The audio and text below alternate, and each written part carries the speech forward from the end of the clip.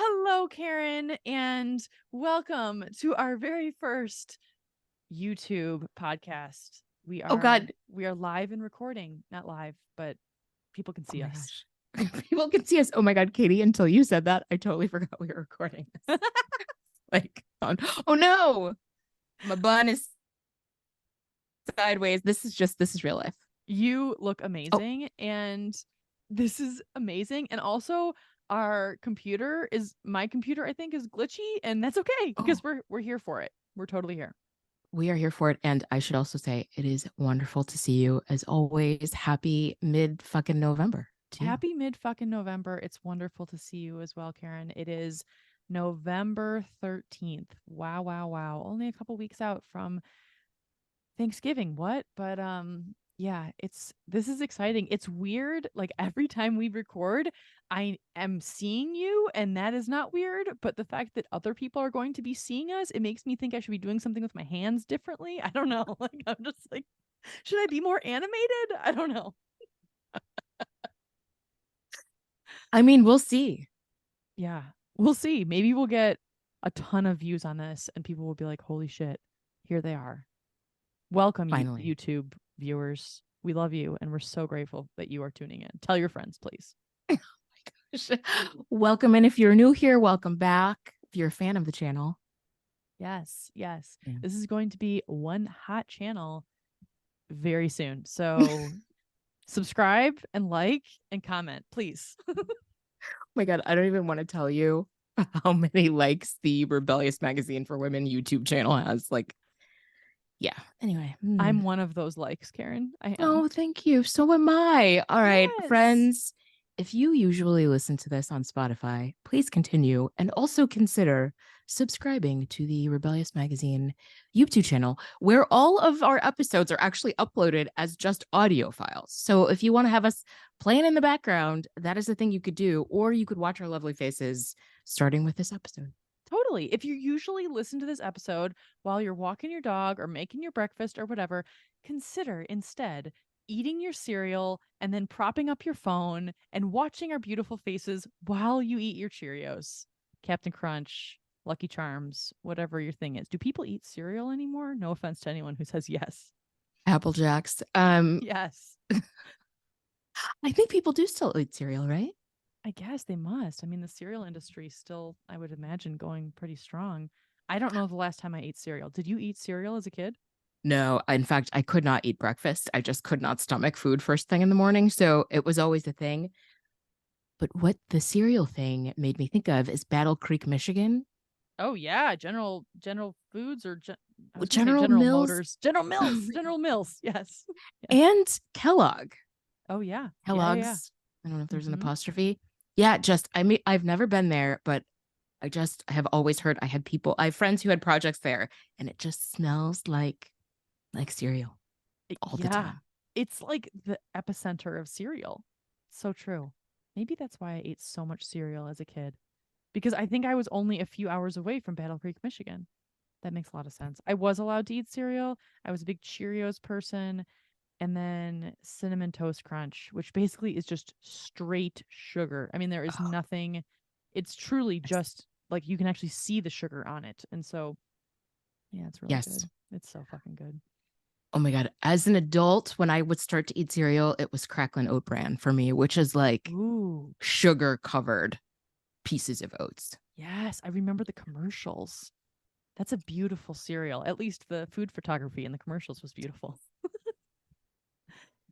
Whew, okay, well, here we are. And I'm nervous. I don't know why. I just feel Because people are looking at us potentially if we upload this. We also don't have to. we don't, but also do it before you're ready. So here we are. I'm fine God. uploading. I tried to be a little bit more presentable. I'm not wearing a hat today. But yeah, I think we both look ravishing. And so, yes, exactly. So, okay, this topic though is Mm. brilliant. Thank you, Karen. Please take it away. Oh my gosh. I wish I could take credit for this. As you all know, I'm always inspired by my brilliant coworkers. And I had a meeting with someone yesterday who asked like a question I'd never been asked this particular way before, and I'm stealing this phrasing from her. So if she ever trademarks it, you'll know. Um, she was like, "What are your anger vents?" And I was like, "What's an anger vent? I think I want one." And the way she explained it is like, how do you vent your anger in a productive way so that you're not just holding onto it and letting it eat you from the inside out slowly? Yes. Thank you to your coworker. This is such a brilliant question. I love this so much. The first thing I think of is a fish that has like Oh, gills. I don't know why. Like that's like because they look like vents. But then I think of air conditioning units in my car. I don't know. But like I just feel like this is such a good idea to like talk about because it's also good to identify if you don't have an anger vent. And if you don't feel very good after being angry, it might be because you're not letting out the steam like a tea kettle and you're just blowing it. exactly. And like this idea that like we just are socialized, of course, as we've talked about a million times, to push it down and it Yes. comes out sideways and we make ourselves sick. And yeah, so the examples she had were like venting to another person, Yeah. writing, going for a walk. I don't even remember the other things she said, but like basically like getting it out of your body and off your spirit, this anger that you have. Yes. I love this. This also coincides with a lot of work that I'm trying to do Mm. personally around like dysregulation in my nervous system and how to regulate my Ooh. nervous system. And so like sometimes I will feel really triggered by something and it's not exactly the same as having anger because anger feels much more like topical and like nervous system stuff is a lot sometimes at least for me deeper, but like I think not in like a good or bad way, but I think in terms of for me, I do find that like one anger event for me is getting into water, honestly. Like if Ooh. I can like take a shower or take a bath or if I'm even close enough to like a pool to like jump in whatever. It's like it's rare to for me to think of that. Like, oh, I'm super pissed at this person. I want to take a bath, you know? Like that's not usually number 1, but it actually does like change like I don't know if I want to say cellular structure, but it does actually calm my nervous system. So I guess I'm just trying to mix those two. But like yeah, I mean, I think talking to people about it, I think the issue sometimes with me when I vent to people though is it has to be the right person to vent to. Mm. And I also have to be the right person for someone else to vent to. And a lot of that has to come back to consent of like, are you available for this and that kind of thing. Um, so that doesn't always actually feel like a vent. Sometimes that's like a piling on for me. Yes, I totally hear that. It does have to be the right person and you have to be in the right headspace to process it. Totally. Yes. Ooh, I love the water. I love any, like, I feel like bringing yourself back into your body, I feel like is counterintuitive because it's just like, no, my body's where the anger is. But really, you can't process it unless you're present in your body. Yes, completely. It's not just a mental thing. Like Yeah. your mind can't just like always rationalize every fucking thing that you deal with. Like that's not like your body is attached. We forget. Yes, exactly. So I feel like I have recently like been trying to do stretches during the day. Like whenever I lead meetings at work, I always start off with stretches, but I've been trying to like do them myself more. And I feel like the last time I got like really super pissed at work, like I made myself get up and like pace around, and the cats thought I was crazy, but I was like stretching and just also trying to release because I feel like I hold tension and anger here. And if Yes. you're on YouTube, you can see me like my shoulders, like I just feel like I get crunched and it's just such a visceral thing. And I feel like trying to counteract that has been really helpful. Yes. I love that like walking around and like do you Yeah. find like do you feel the anger like melting away or at least lessening when you do move your body? I mean, sometimes I feel like I just turn into like a tornado. Like I'm just walking around, just like getting really mad. Right? Yes. But like, and talking to myself out loud, literally at the same time, pacing around, like just ranting to myself. But it does actually really help because I'm processing out loud. Yes. I mean, I think that's amazing. I'm sure that Haya and Hala are just like, get it out, mom. Get it out. Hell yeah. Like,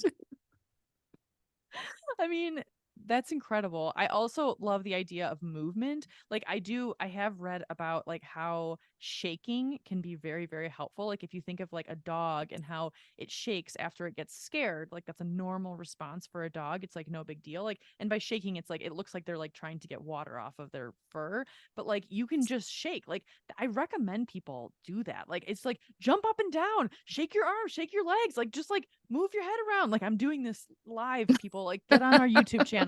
You're missing it. But like, you're just like, like jumping up and it does do something. I mean, of course, if the charge is there, like I think it dissipates it a little bit, but I'm not saying this is like to not deal with your anger, but it does help to not feel like a cement block, like you're stuck. Yes. There's there is some science, yes, to the shaking. Like even shaking your hands and shaking your feet, there's something to that. Yes. And um the dogs shake, and it's also like there is also something healing about like the vibrations too. Like one reason that cats people think that cats only purr when they're happy, but it's also a healing mechanism. Like Ooh. that generating that sound. Yeah. I had somebody at the vet once explain to me that it's kind of like rocking back and forth to soothe yourself. It's like that's the cat version of it. And okay, this will sound crazy, but we always sound crazy. I YouTube, the algorithm fed me this like some kind of chakra balancing tones thing. Ooh. Like for a while when I couldn't sleep, I was listening to sound bowls. Like there's multiple channels, but one I really liked, like like a guy just playing these sound bowls, right? Yeah. And it was a similar idea. I think it might have even been sound bowls. It was some chakra something. And Katie, I shit you not, after listening to it for like a minute, the solution to a problem I was having popped into my head. Wow, really? Yeah. Oh my gosh, Karen, that's amazing. Yeah. This Do you answer just like appeared. do you feel like it was because you were able to calm the anger or calm the voices, or like, I mean, it sounds like you got into a meditative state listening to those sound bowls. Yes. I think that's it. I would love maybe and add this to the list for NMLB. There is definitely science to sound bowls and tones and frequencies, and our bodies respond to it in a way that like some people are like very attuned to and very smart about. I would love to have somebody on to talk about that. I would love that so much. I think the concept of sound is endlessly fascinating. I really, really do. Like, I don't, I wonder, like, have you ever been in a situation where someone's voice hurts your soul? Like, seriously, I'm not trying to be an asshole. I'm really not. But like, you just are like, I can't be around this person. Their voice grates my soul. Like, have you ever had that? Oh my God. Yeah. Oh yeah. Yeah. And it's like, I'm not trying to be mean about a person's voice. I'm just saying a sound. Like, that sound doesn't work for me. And like for other people, it might be okay. But like then I've been around people and noises that are like very calming, and like music that is very calming. And it's very, very interesting how much sound is important and yet how little we talk about it. Absolutely. We just take it for granted. Mm-hmm. I mean, it's why I initially had a really hard time meditating. Oh, It's because I couldn't find a voice that I liked. Like if I did not like the person's voice, it was over for me. Which is why Tamara Levitt, sponsor us Calm, is so magical. Like I love her voice, and I feel like she has like a universally calming, appealing voice. I totally agree. And I'm so glad you brought that up because, like, she is universally appealing. I will say, at least to us, because I do have a few friends that are like, I only listen to Insight Timer and this one person because it's amazing, and Tamara Levitt doesn't work for me. Great. Like, everyone find their own thing. I did actually try an Insight Timer meditation this week. I tried three different ones and none of them were working. One of them, I got halfway through a 15-minute meditation. I'm like, I can't do this. And I went back to Tamara. It's because of the sound. Like it's so calming, and it's almost like a Pavlovian response now because I've listened to it so much that my body Ooh. just like goes into this calmer state. I mean, that's another thing with in terms of anger events, meditation. Like I mean, it Mm, doesn't always cure the anger, but it definitely at least can like reset you in a way.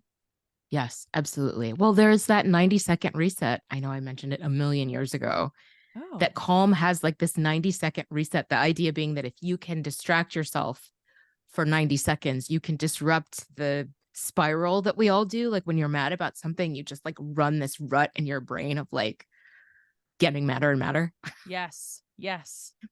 Mm. Totally. I love that idea of a reset and also like the disruption in your brain because I think it's hard sometimes to remember podcasts like this one that are so helpful that like explain like the idea of an anger vent. It's just fascinating to me that like they're like it's fascinating to me if you can catch yourself. It's not always easy Mm. to catch yourself. If you're really pissed off and you're really triggered, it's sometimes hard to be like, you know what I need to do is listen to a sound bowl on YouTube. Like you don't always think of that. I will say this is a nod to Tyler. So earlier this week, we have been having this issue with our dining chairs. Our dining like table has all these chairs that like some of them were kind of they were just so super uncomfortable and we had them for like 8 or 9 years. So I was like, you know what? I'm gonna go to TJ Maxx. Go to TJ Maxx. I buy these chairs that are not actually dining chairs, but they're way too short. But I was like, they're cute. Why not? I buy them and like it's like our Oh. chin is at the level of the the table. They don't work. So then I put them back in the car. I know this is getting to the anger part, trust me. But anyway, so I put them back in the car and I put them in the car and I forget to take them to TJ Maxx with the receipt. So I was like, okay, I'll just take it tomorrow. No big deal. This all happened about a day ago. Tyler is on his way to TJ Maxx. Like he like leaves our house and he knows that the chairs are in the back and yet like he basically what happens is I like he turns around to back up out of our driveway and he swings his face around and his eye connects with one of the legs really hard with one of the legs of the chair. Yes, like No. right at his shoulder.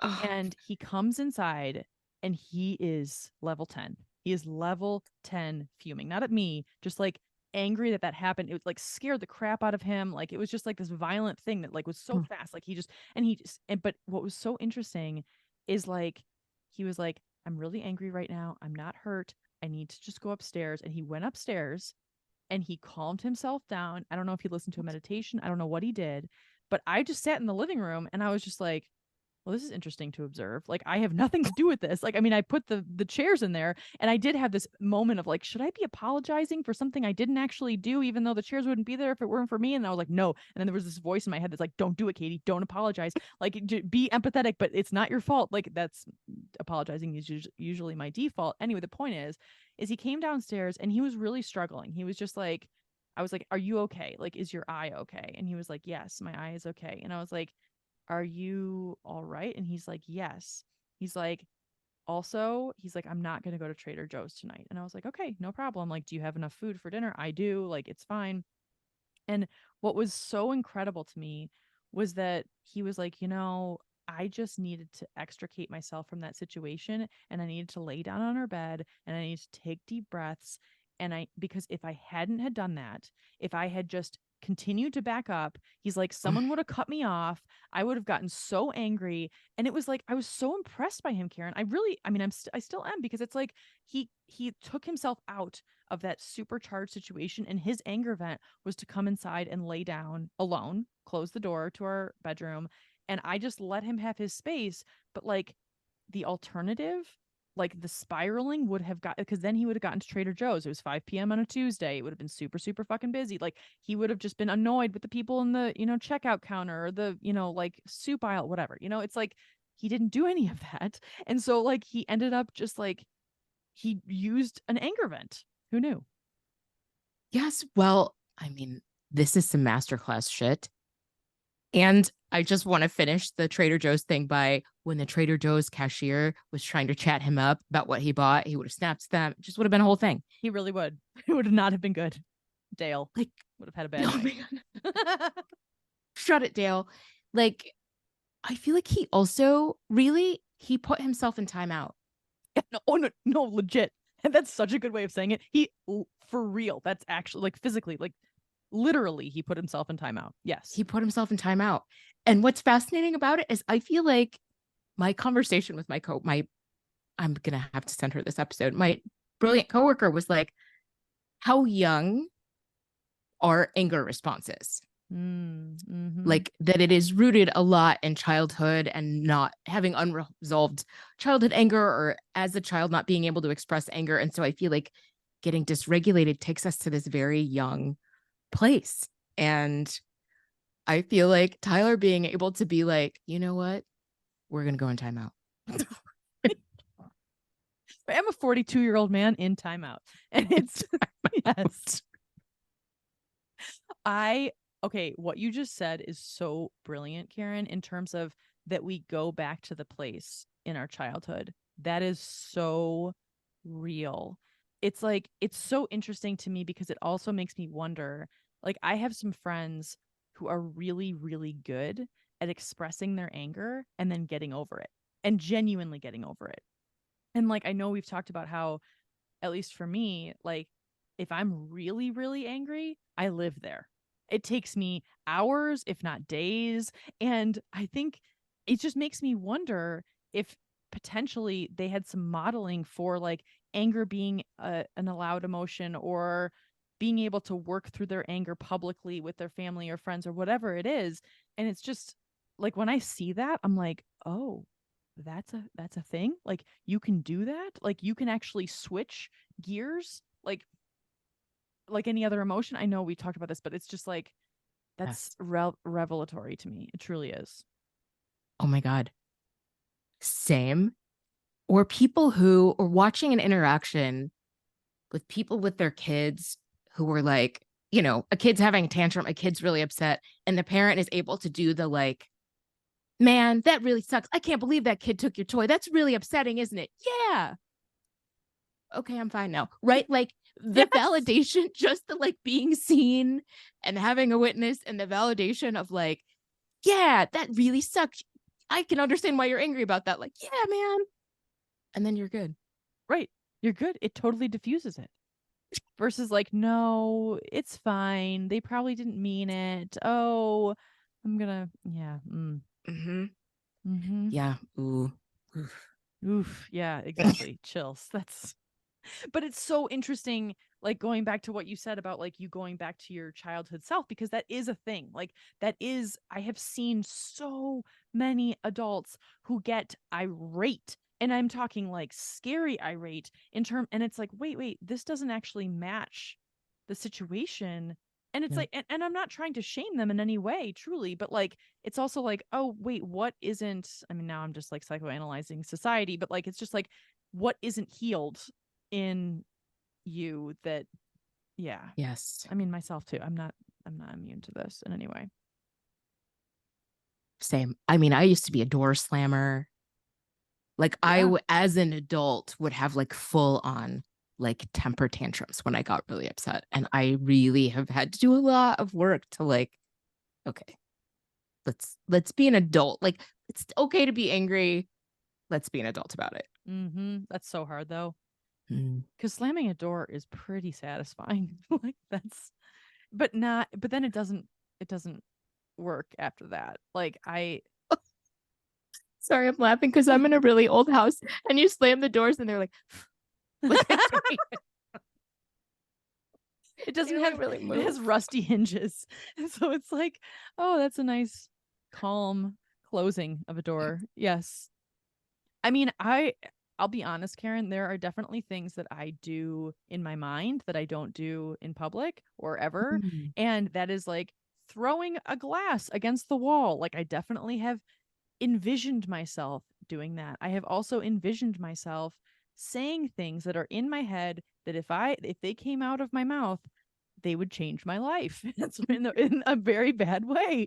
And so like I have to also figure out how do I deal with that, because it's like still emotions that are trapped inside. It's like venting it out. I don't know. This is like a lifelong journey.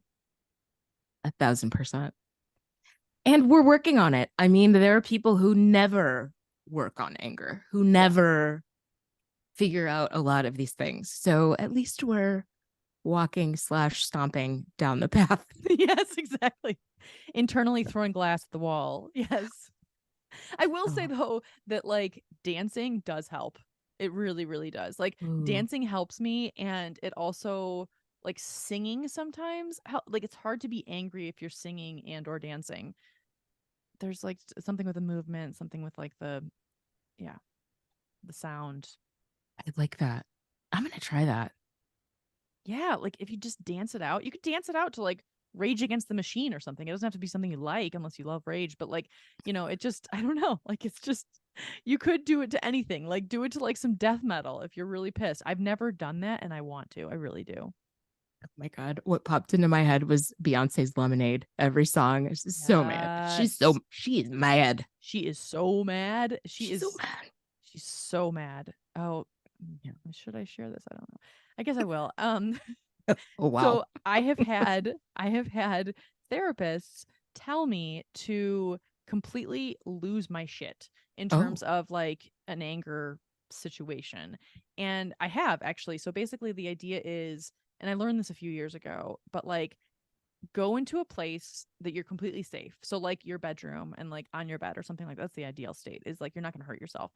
And then if you think like put a timer for like 90 seconds, 2 minutes tops, because this can really affect your like nervous system. And so basically take a pillow or take a series of pillows or whatever you're going to do and make sure that wherever you're living or whatever you're around, like no one's going to hear you.